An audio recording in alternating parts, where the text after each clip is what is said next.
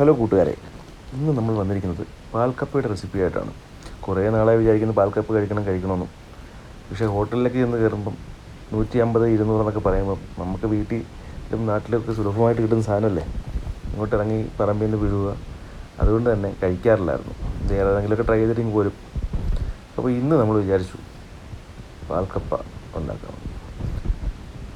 അപ്പോൾ നമ്മൾ കുറച്ച് കപ്പ എടുത്തിട്ടുണ്ട്. അപ്പോൾ നന്നായിട്ട് വെട്ടിഞ്ഞെടുക്കി കഴുകി നമ്മുടെ പാത്രത്തിലേക്കിട്ട്, ഇന്ന് ഞാനല്ല കേട്ടോ കുക്ക് ചെയ്യുന്നത്, ചേട്ടനാണ്. പൊതുവേ ഞങ്ങൾ ഞായറാഴ്ചകളിൽ ഞാനും ചേട്ടനുമായിട്ടാണ് കുക്ക് ചെയ്യാൻ കയറാറ്. അന്ന് ഞായറാഴ്ച നമ്മുടെ വീട്ടിലുള്ളവർക്കൊക്കെ റെസ്റ്റാണ്. അപ്പം കുറച്ച് തിളപ്പിച്ച വെള്ളത്തിലേക്ക് കുറച്ച് കപ്പയിട്ട്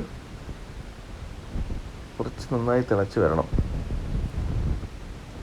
കുറച്ച് ഉപ്പിട്ട് കൊടുക്കുക.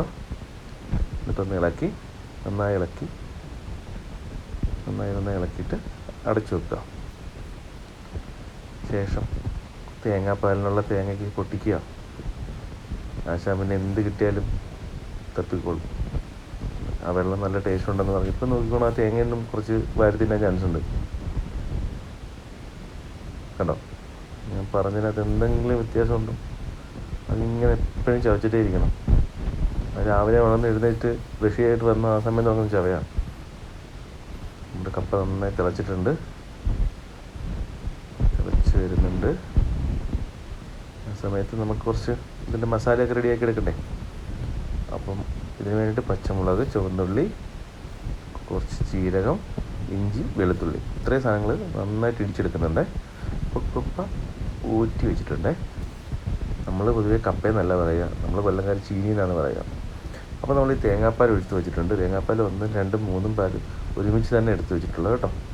നമ്മുടെ ആ ഇഞ്ചി വെളുത്തുള്ളിയൊക്കെ ഇടിച്ച ആ ഒരു സാധനമല്ലേ, അത് ഇപ്പോൾ നമ്മുടെ കപ്പയ്ക്കകത്ത് ആഡ് ചെയ്ത് കൊടുത്തിട്ടുണ്ട്.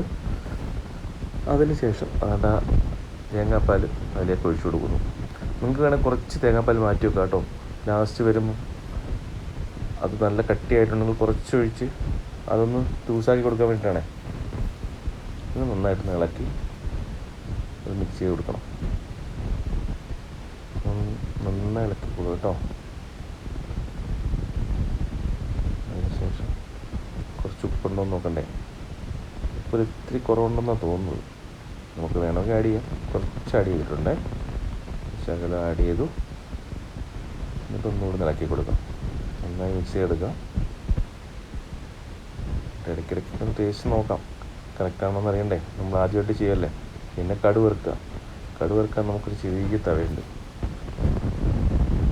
ആ തവയിലേക്ക് കുറച്ച് വെളിച്ചെണ്ണ ഒഴിച്ചിട്ട് എന്താ കൊച്ചുള്ളി കട്ടി വെച്ചിട്ടുണ്ടേ.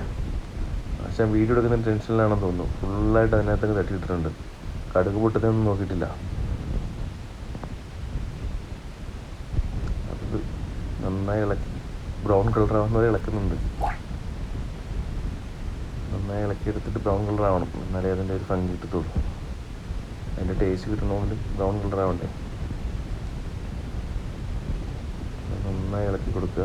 അല്ലെങ്കിൽ അടിയിപ്പിച്ച് തീ കുറച്ച് വെച്ചിട്ടുണ്ട്. പിന്നെ അതിലേക്ക് നമ്മൾ ആഡ് ചെയ്യുന്നുണ്ട്. ആഡ് ചെയ്തു മുകളിൽ കുറച്ച് നിരത്തി കൊടുക്കുക, ഒരു ഭംഗിക്ക് വേണ്ടിയിട്ട്.